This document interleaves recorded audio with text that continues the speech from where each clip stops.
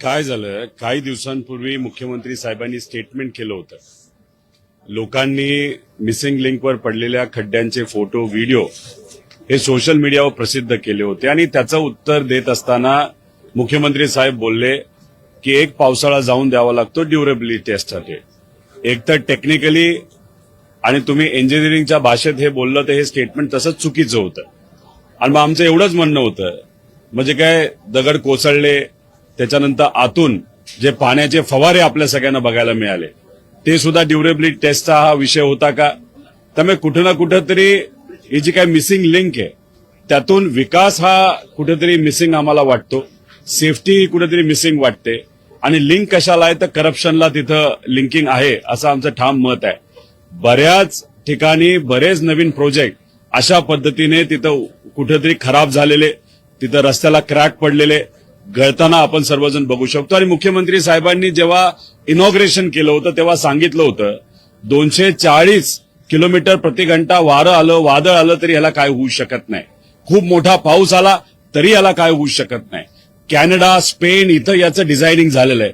मग एवढं सगळं होऊन सुद्धा परवाच्या पावसामध्ये आत्ताच्या आत्ता इनॉग्रेशन केलेला, 2 महिन्यापूर्वी इनॉग्रेशन केलेला हा जो रस्ता आहे, तो जो टनल आहे, तो जो लीक होत असतील, पाण्याचे फवारे सगळीकडनं उडत असतील, रस्ते क्रॅक होत असतील, मग कुठं ना कुठं तरी आम्हाला शंका 100% त्याच्यामध्ये त्या ठिकाणी येते.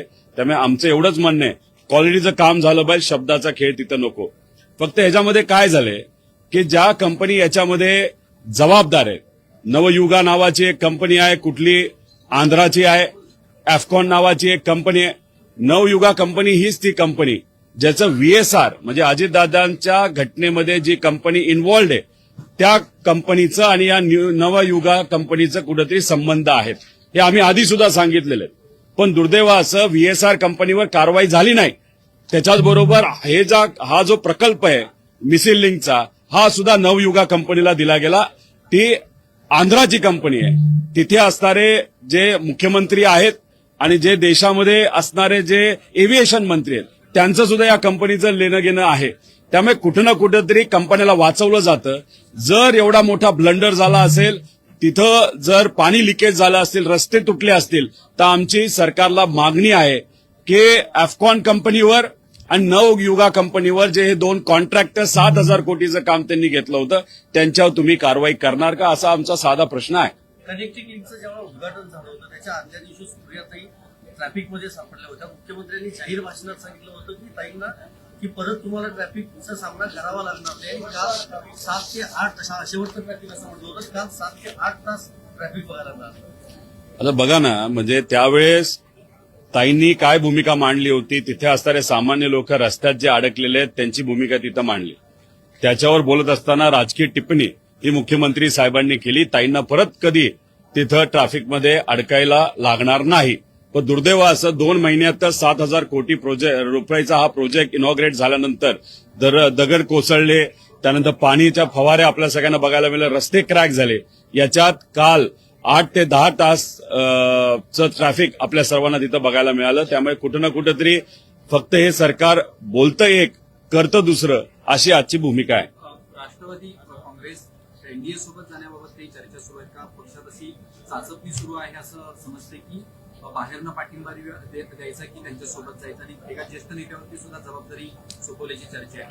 अशी कुठली चर्चा आमच्या पक्षामध्ये चालू नाहीये, न ती माझ्या कानावर आलेली आहे. तर मला असं वाटतं ही फक्त चर्चाच आहे.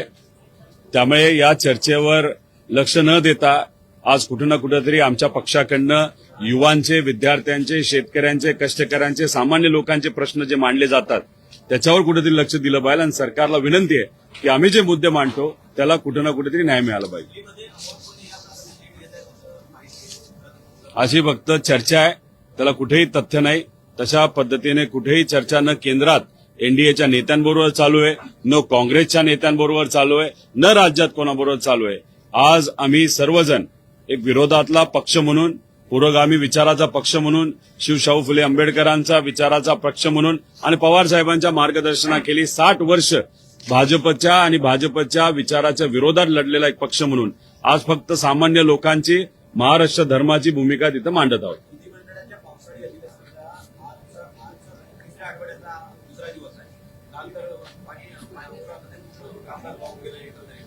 दादा कर्जमाफीची किंवा जास्त बंधनं आलेली नाहीत ना, मुख्यमंत्री त्याच्यावरती निर्णय घेत नाहीये. दादाच्या बोनसचा प्रश्न अजूनही आहे.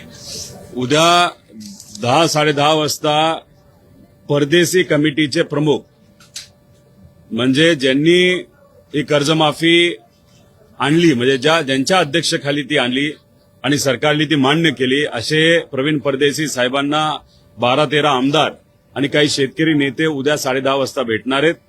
तिथं चर्चा काय होती हे आपल्याला बघावं लागेल. आम्ही आंदोलन केलं पहिलं तेव्हा सरकारने आमच्याबरोबर चर्चा दुर्दैवाने केली नाही. दुसरं आंदोलन आम्ही केलं, मुख्यमंत्री साहेबांबरोबर आम्ही बसलो. त्यांनी सांगितलं की तुम्ही प्रवीण परदेशी साहेबांना जाऊन भेटा, त्यांच्याशी चर्चा करा. ती बैठक उद्या आहे. आता त्या बैठकीत काय होतं हे आम्हाला बघावं लागेल. पण जर काहीच झालं नाही तर मग कुठं ना कुठेतरी रस्त्यावरची लढाई ही आम्हाला पुढे घेऊन जावी लागेल. पंतप्रधान आर्थिक सल्लागार समितीनं लाडक्या बहीण योजनेचे पैसे महागाई ज्या पद्धतीने वाढते त्यानुसार वाढवले पाहिजे अशा पद्धतीची शिफारस केली. कशा पद्धतीनं तुम्ही बघताय? इथं शिफारस आम्ही आधीपासून करतोय की भाव जे काही किंमत नाहीतर जे अनुदान आमच्या माता भगिनींना तिथं लाडक्या बहिणी योजनेच्या अंतर्गत दिलं जातं ते वाढलं पाहिजे.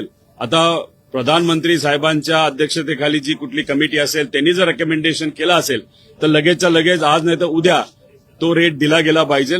त्याचा अर्थ ते ही गोष्ट मान्य करतात या देशामध्ये महागाई मोठ्या प्रमाणात वाढत चाललेली आहे. त्यामुळे आत्ता जी योजना वर्षापूर्वी आणली त्याच्यामध्ये जर वाढ फक्त महागाई लक्षात घेऊन करायला जर केंद्र सरकारने सांगितलं असेल त्याचा अर्थ केंद्र सरकार मान्य करते या देशामध्ये महागाई मोठ्या प्रमाणात वाढलेली आहे आणि त्याचा फटका हा सामान्य लोकांना तिथं पडतोय.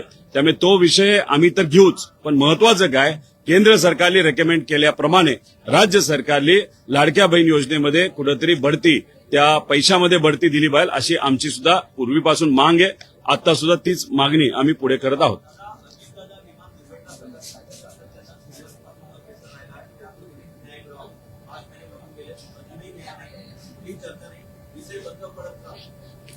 बंद पडून देणार नाही. सरकारला वाटत असावं की हा विषय बंद पडेल, पण आम्ही तो बंद पडून देणार नाही. विषय एवढाच आहे की अजितदादांना न्याय देण्यासाठी हे सरकार कुठं ना कुठेतरी विलंब करते असं आपल्याला म्हणावं लागेल. ज्या कंपनीवर कारवाई करायला पाहिजे त्या कंपनीवर कारवाई केली जात नाही. बऱ्याच लोकांना वाचवलं जात आहे. म्हणजे दादा जिवंत असताना त्यावेळेस दादा सगळ्यांचेच मित्र होते आणि दादा आज गेल्यानंतर राजकीय दृष्टिकोनातून अनेक लोकांनी दादांना न्याय देण्यासाठी कुठेतरी तिथं दुर्लक्ष केलं असं आपल्याला म्हणावं लागेल. म्हणजे राजकारणामध्ये मैत्री ही कामापुरती असते एवढंच आपल्याला म्हणावं लागेल आणि त्यामुळे दादा